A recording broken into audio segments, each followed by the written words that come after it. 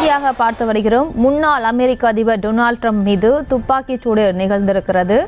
குறி தவறியதால் ட்ரம்ப் இருக்கும் இடத்தை நோக்கி மர்ம நபர் சுட்டதில் பொதுமக்களில் ஒருவர் பலியாகியிருக்கிறார். ட்ரம்ப் உயிர் தப்பியது எப்படி என்ற கேள்வியும் எழுப்பப்பட்டிருக்கிறது. இது தொடர்பான அண்மை செய்தியை பார்த்து வருகிறோம். இது தொடர்பான மேலும் விவரங்களுடன் இணைக்கிறார் செய்தியாளர் லதா. லதா, வணக்கம். முன்னாள் அமெரிக்க அதிபர் டொனால்ட் ட்ரம்ப் மீது துப்பாக்கிச்சூடு நிகழ்த்தப்பட்டிருக்கிறது. இந்த சம்பவம் தொடர்பான முழு விவரம்.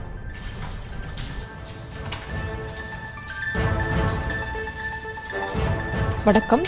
தற்பொழுது முன்னாள் அதிபர் டொனால்ட் ட்ரம்ப் சுடப்பட்ட அந்த காட்சிகளை பார்த்தோம்.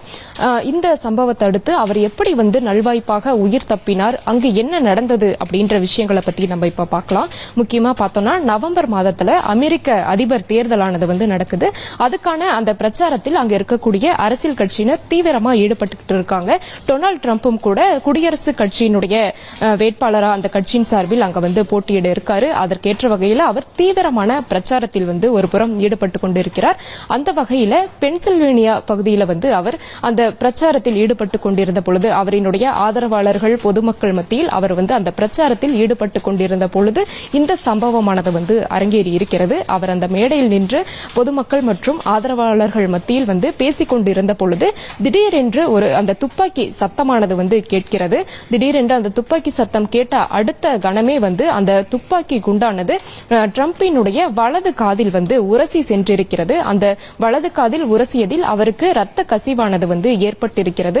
உடனடியாக சுதாரித்துக் கொண்ட ட்ரம்ப் அந்த மேடையின் அருகேயே குனிந்தவாறு காப்பாற்றிக் கொள்வார். உடனடியாக அந்த பாதுகாப்பு படையினரும் சுற்றி வளைத்து அந்த ட்ரம்பை சுற்றி வளைத்து அவருக்கு பாதுகாப்பு கொடுத்திருப்பார்கள். மேலும் பார்த்தோம்னா அடுத்தடுத்த முறையும் அந்த துப்பாக்கி சத்தம் என்பது கேட்கும். இதில் அந்த பொதுமக்களில் ஒருவர் உயிரிழந்து இருப்பதாக கூட நமக்கு அந்த செய்தியானது கிடைத்திருக்கிறது. முக்கியமா பார்த்தோம்னா ட்ரம்ப் நின்று பேசிக் கொண்டிருந்த அந்த இடத்திலிருந்து சுமார் 400 மீட்டர் தொலைவில் அந்த மர்ம நபர் பதுங்கி இருந்து சுட்டதாக அந்த தகவலானது தெரிவிக்கப்படுகிறது. முக்கியமா அந்த 400 மீட்டர் தொலைவில் ட்ரம்ப் நின்று பேசிக் கொண்டிருந்த இடத்தில் இருந்து 400 அடி தொலைவில் ஒரு ஷெட் ஆனது இருக்கிறது. அந்த ஷெட்டின் மேல் இந்த மர்ம நபர் பதுங்கி படுத்தவாறு அந்த துப்பாக்கி சூட்டை நிகழ்த்தி இருக்கிறான்.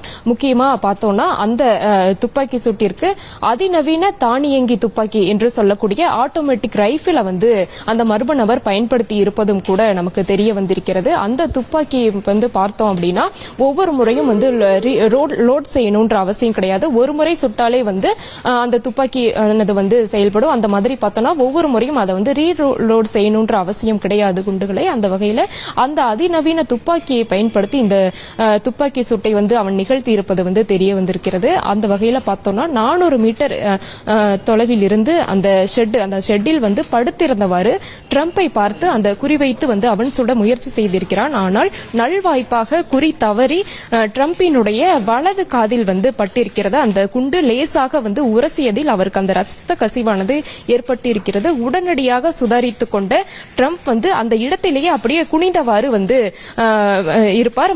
அந்த பாதுகாப்பு படையினரும் அவரை சூழ்ந்து ஒரு பாதுகாப்பு அரண் போல் விரைந்து செயல்பட்டு இருப்பார்கள். தொடர்ந்து பார்த்தோம்னா அடுத்த சத்தமும் கூட கேட்கும். அடுத்த துப்பாக்கி குண்டு சத்தமும் கேட்கும்.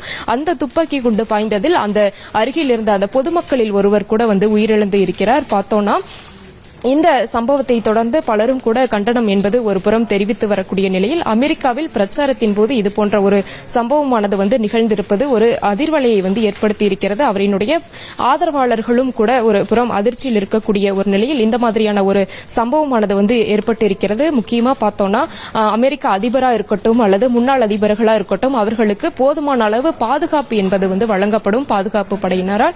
அந்த வகையில் இவருக்கும் அந்த பாதுகாப்பு என்பது வழங்கப்பட்டிருக்கிறது. ஆனால் அதனையும் மீறி இந்த துப்பாக்கி சூடானது நடைபெற்று இருக்கிறது. பொதுவா பார்த்தோம்னா இந்த மாதிரியான முக்கிய பிரமுகர்கள் பொதுவெளியில் பேசும் பொழுதோ அல்லது ஏதாவது ஒரு கூட்டத்தில் பங்கேற்கும் பொழுதோ அங்கே பாதுகாப்பு என்ன மாதிரி இருக்கிறது, அனைத்து பாதுகாப்பும் உறுதி செய்யப்பட்டிருக்கிறதா என்பதெல்லாம் முன்கூட்டியே உறுதி செய்யப்படும்.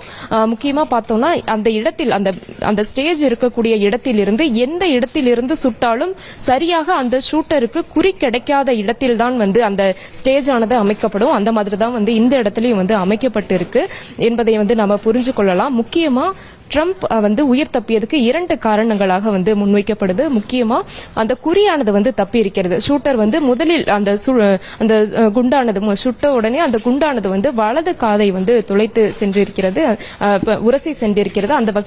அந்த வகையில் குறி தவறி இருக்கிறது. 2வது விஷயம், பாதுகாப்பு படையினர் வந்து விரைந்து செயல்பட்டு இருக்கிறார்கள் என்பதை புரிந்து கொள்ளலாம்.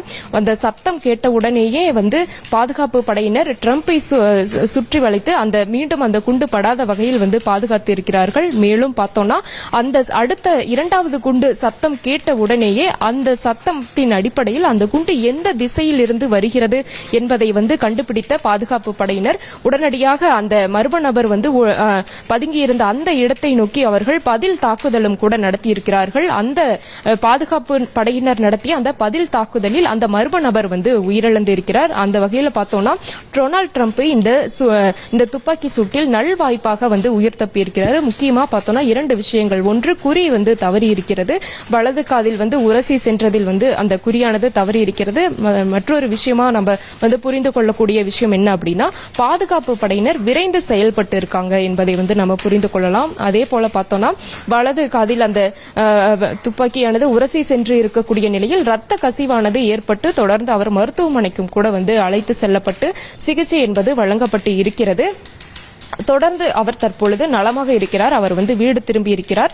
இந்த விஷயத்தை குறிப்பிட்டு பல உலக அளவில் இருக்கக்கூடிய பல அரசியல் கட்சியினர், பிரமுகர்கள் எல்லாரும் கூட இதற்கு கண்டனங்களை வந்து தெரிவித்து இருக்கிறார்கள். தொடர்ந்து பார்த்தோம்னா தற்பொழுது ட்ரம்ப் அவர்கள் வந்து நலமுடன் வந்து இருக்கிறார். உங்களுடைய விவரங்களுக்கு நன்றி லதா. தொடர்ந்து இந்நேரத்திற்கான தலைப்பு செய்திகளை பார்க்கலாம்.